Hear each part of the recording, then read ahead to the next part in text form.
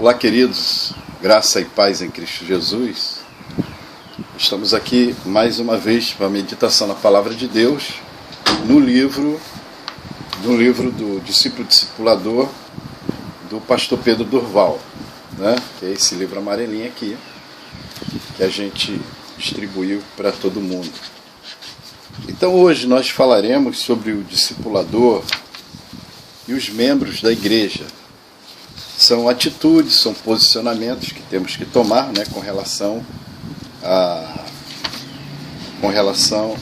aos irmãos.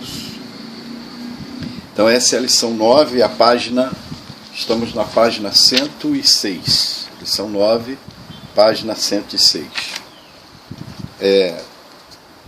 Fala sobre a atitude, né, de Cristo para com a igreja, deve ser a mesma do discipulador. Né? A atitude de Cristo para com os membros da igreja deve ser a mesma. Então, nós devemos ser imitadores de Cristo, nós devemos nos posicionarmos em atitude, em ação, como Cristo fez com a igreja. Então, porque Cristo ele nos amou, ele demonstrou isso na cruz do Calvário. Ele deu a sua vida por nós sendo pecadores, nós sendo falhos, nós tendo defeitos, né? Porque a humanidade nos trouxe isso, nos trouxe essa condição.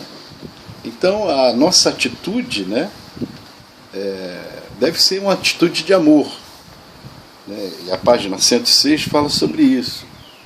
Esse é o exato sentimento que devemos ter pela igreja, um sentimento de amor, um sentimento de compaixão, uns para com os outros, considerando uns aos outros, né?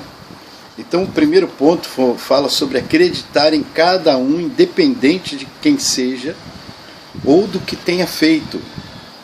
Acreditar em cada um de quem seja ou do que tenha feito. A gente viu um exemplo disso através da vida de Pedro, né? Pedro, ele, apesar de tudo, ter caminhado com Jesus todos esses 3 anos, e quando chegou ali no último momento, antes da prisão de Jesus, ele falou que, se preciso fosse, morreria juntamente com Cristo, não é verdade? E quando chegou o exato momento, quando a situação ficou muito ruim, Pedro simplesmente ele dissimulou, não dizer que pertencia, negou pertencer ao grupo de Cristo, negou que estava com Cristo, mas mesmo assim, depois de tudo isso, né, ele se tornou um grande pregador, né?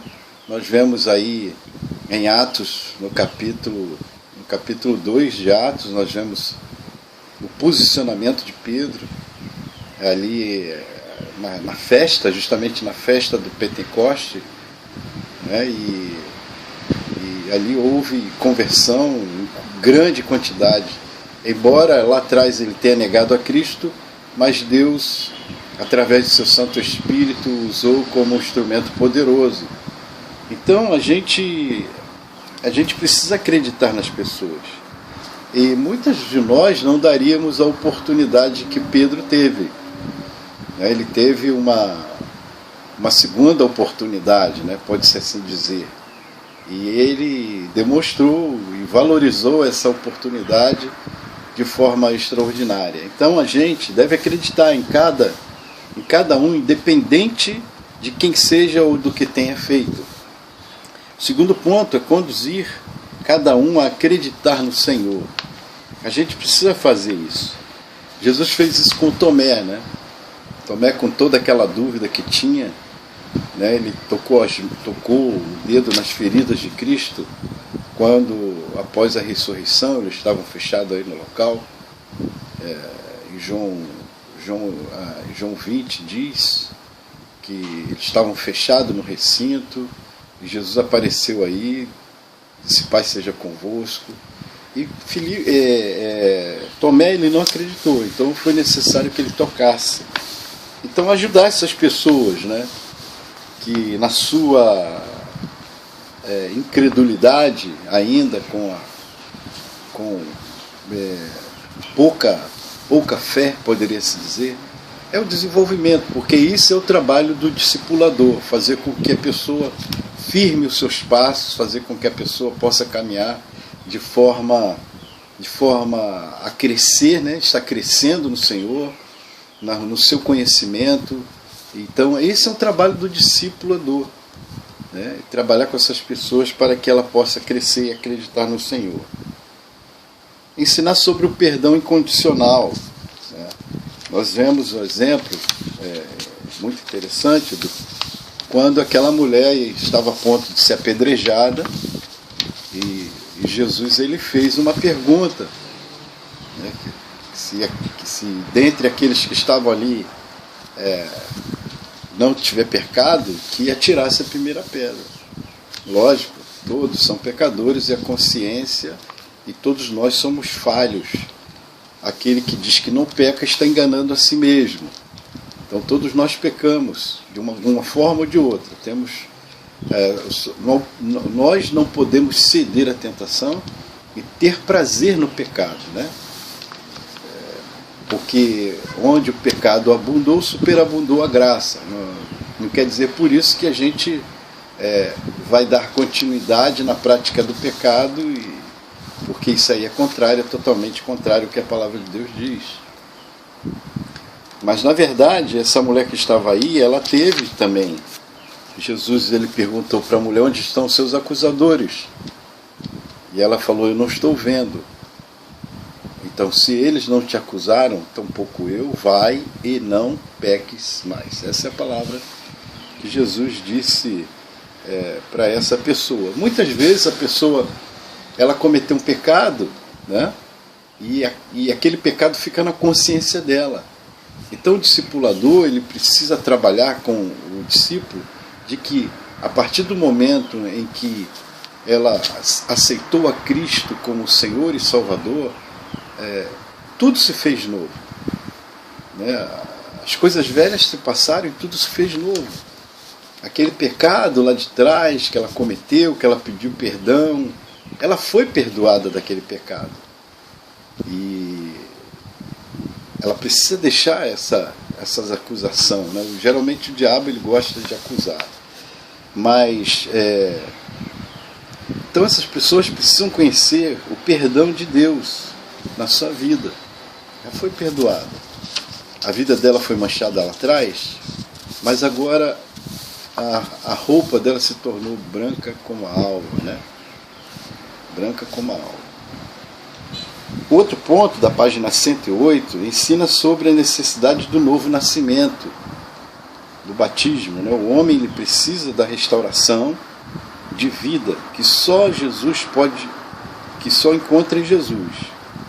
E preciso nascer de novo para ver o reino de Deus. O batismo é um posicionamento público. Ele poderíamos dizer que é uma demonstração pública de fé.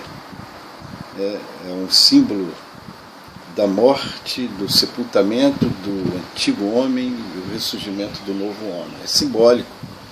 Então é uma posição pública. E isso precisa ser... É uma necessidade, né?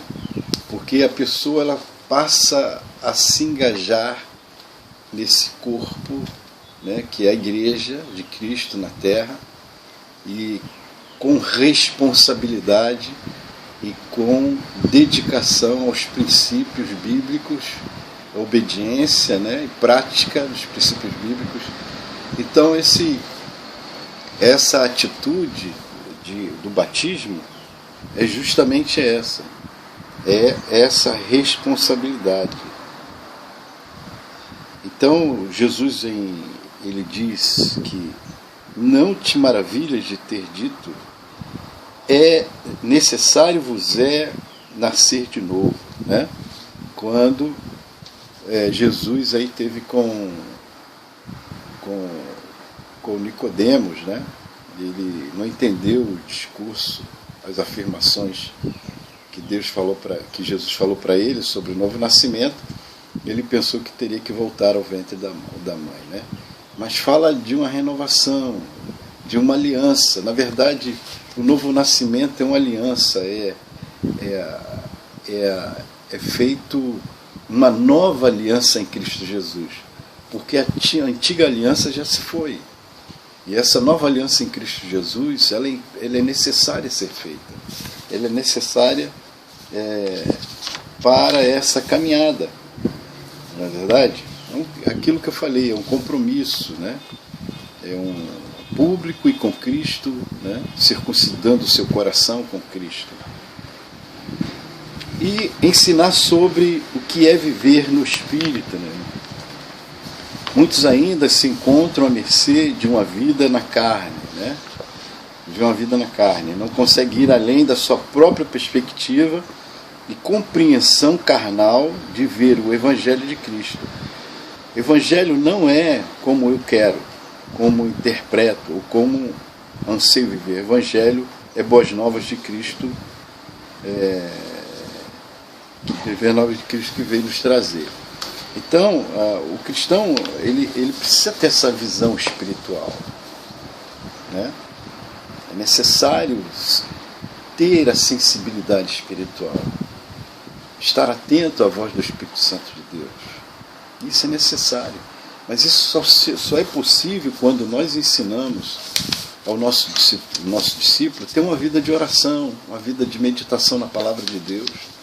E a partir daí você começa a entender e a prestar atenção no que o Espírito Santo está te direcionando, está te falando, está te orientando. Então é necessário ter isso. Então a nossa vida, ela precisa de ter esses parâmetros. Então o discipulador e a igreja, ele precisa então acreditar que cada um, independentemente que seja ou de quem ter feito, precisa acreditar nessas pessoas, independente do que ela ter feito. É necessário conduzir cada um a acreditar no Senhor, a ter confiança, a crescer, ensinar sobre o perdão incondicional de Deus. A pessoa foi perdoada, ela recebeu uma nova roupagem, né? Aqueles que estão em Cristo, as coisas velhas se passarem, tudo se fez novo, né? Ensinar sobre o que é viver no Espírito, ter sensibilidade, viver na dependência do Espírito, em oração, em meditação da palavra de Deus. Amém? A próxima lição, essa lição que passamos foi curtinha, a próxima é a 10, né? O discipulador e a igreja dentro da igreja. O discipulador na igreja dentro da igreja. Então nós meditaremos nessa passagem. O discipulador da igreja dentro da igreja, que também é bem curtinha. Talvez a gente pegue a 11 também, faça a 11 na próxima vez, né, que fala sobre o discipulador e a igreja contemporânea. Essa aqui ela é bem extensa, então são vários subtópicos que iremos fazer. Ela é bem extensa. Ok, meus irmãos? Então, Deus te abençoe, que você tenha uma vida repleta da graça de Deus, cheio da graça de Deus, seja cheio do Espírito Santo, né? Busque estar na presença de Deus, em oração, na meditação da sua palavra. Busque tempo para orar, tempo para meditar na sua palavra. Amém? Que Deus te abençoe em Cristo Jesus.